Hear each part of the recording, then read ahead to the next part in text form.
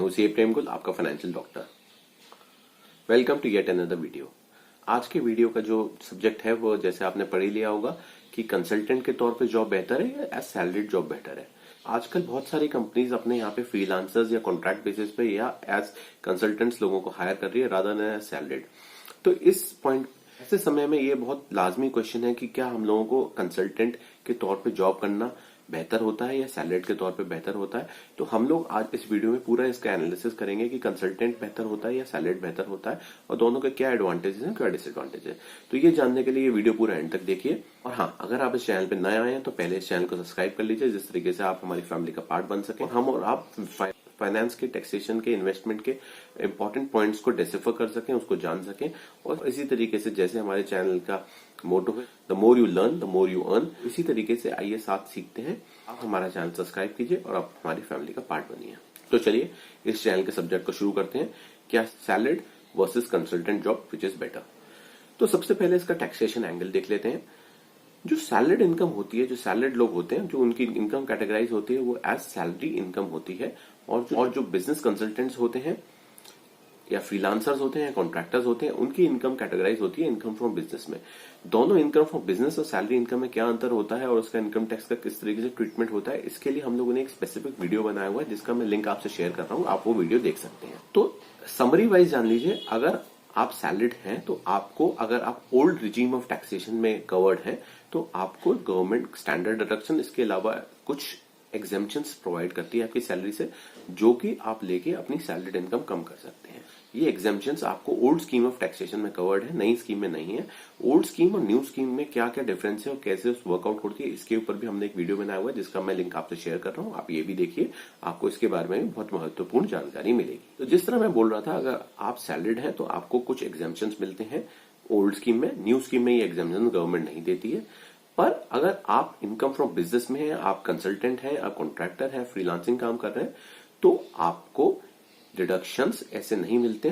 पर आपको जो भी एक्सपेंसेस आप इनकर करते हैं आपके बिजनेस करने में, जैसे कि कन्वेंस हो गया, जैसे टेलीफोन हो गया, जैसे इंटरनेट बिल हो गया, जैसे कि डिप्रिसिएशन हो गया, एसी, एयर कंडीशनर्स पे, कार्स पे, व्हीकल्स पे या फर्नीचर के ऊपर, तो वो गवर्नमेंट आपको अलाउ करती है। इसी तरीके से ऑब्वियसली रेंट का भी एक्सपेंसेस आपको अलाउ होता है। तो सैलरी इनकम में जहां आपको कोई एक्सपेंसेस नहीं मिलता, वहां बिजनेस इनकम के अगेंस्ट आपको काफी एक्सपेंसेस क्लेम होकर मिल सकते हैं, जिससे आपकी जो टैक्सेबल इनकम है वो कई केसेस में सैलरी इनकम से कम आ सकती है, तो जिससे आपको टैक्सेशन का फायदा मिल जाता है।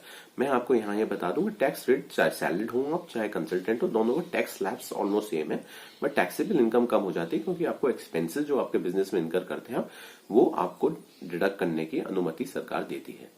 तो ये टैक्सेस डिडक्ट करके आपकी ऑब्वियसली टैक्सेबल इनकम कम आती है, जिसके ऊपर आपका टैक्स कम लगता है। तो फर्स्ट पॉइंट ये है, ज्यादातर केसेस में कंसल्टेंट के ऊपर टैक्सेशन रेट कम आता है अगर उनके पास खर्चे अवेलेबल हैं, कंपेयर टू सैलरी इनकम इनका टैक्स ज्यादा आता है क्योंकि उनके पास खर्चे क्लेम करने के लिए नहीं होते हैं। पर इसके साथ एक राइडर भी, पर इसके साथ ये भी ध्यान दीजिए कि जो कंसल्टेंट इनकम हो उसके साथ कुछ टैक्सेशन के कंप्लायंसेस भी करने होते हैं, जिस तरीके से आपको एडवांस टैक्स टाइमली जमा करना होता है।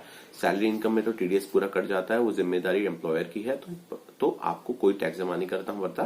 कंसल्टेंट इनकम है उनको टाइमली एडवांस टैक्स जमा करना पड़ता है। तरीके से जो कंसल्टेंट होते हैं उनको, अगर उनकी रिसीट 50 लाख से ऊपर है तो उनको कंपलसरी ऑडिट भी कराना पड़ता है, जो कि मैंडेटरी है एज पर लॉ, जो कि सैलरीड के केस में नॉट एप्लीकेबल है।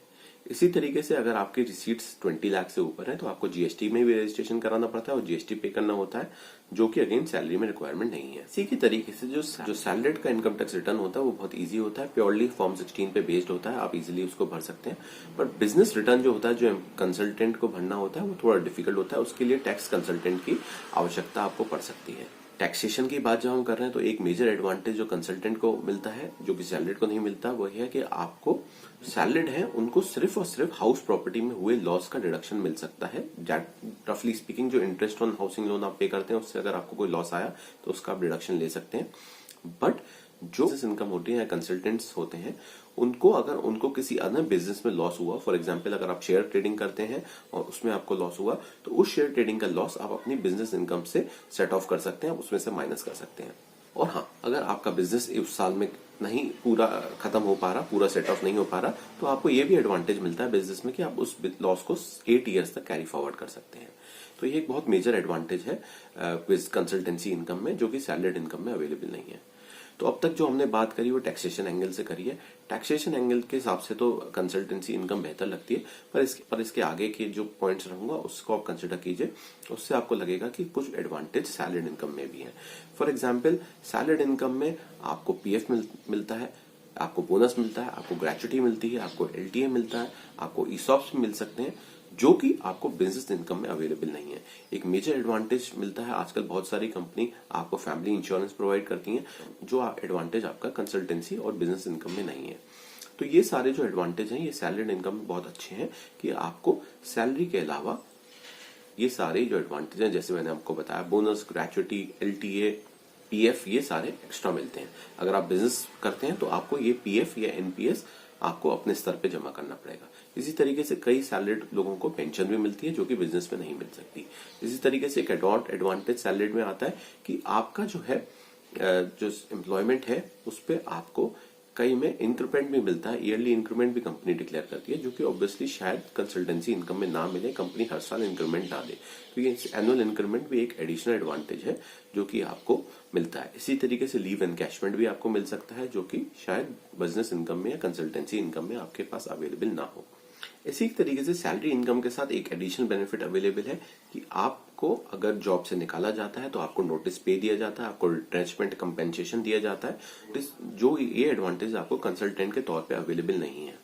एक और एडवांटेज सैलरी इनकम के साथ है कि जब भी आप लोन लेने जाते हैं तो सैलरीड इनकम जो होते हैं उनको बेटर लोन के चांसेस मिलने के चांसेस होते हैं compare to consultant income. Salaried की सिबिल रेटिंग बेटर होती है कंपेयर टू बिजनेस इनकम, जिसमें कि आपको अदर कंप्लायंसेस भी पूरे करने पड़ते हैं for purpose of taking of loans. हम जब बात कर ही चुके हैं दोनों में, सैलरीड में और कंसल्टेंसी में, तब आपको आज की तारीख में दोनों में से बेहतर क्या है? एक में आपको टैक्स एडवांटेज मिल रहे हैं, एक में आपको डिफरेंट एडवांटेज मिल रहे हैं।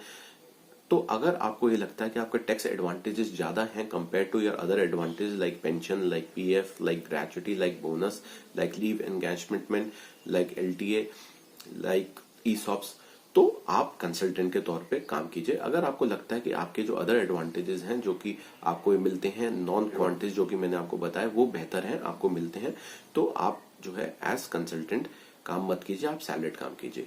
तो मुझे उम्मीद है आपको ये वीडियो पसंद आया होगा। अगर कोई भी क्वेरी हो तो आप प्लीज कमेंट बॉक्स में लिखिए, और अगर आपको ये वीडियो अच्छा लगा हो तो हमारा वीडियो शेयर कीजिए, लाइक कीजिए, और मैं आपसे फिर कहूंगा कि हमारी फैमिली का पार्ट बनिए, हमारे इस चैनल को सब्सक्राइब कीजिए, जिस तरीके से हम और आप दोनों ज्यादा जानकारी हासिल कर सकें और हम अच्छा कमा सकें। The more we learn the more we earn. Thank you.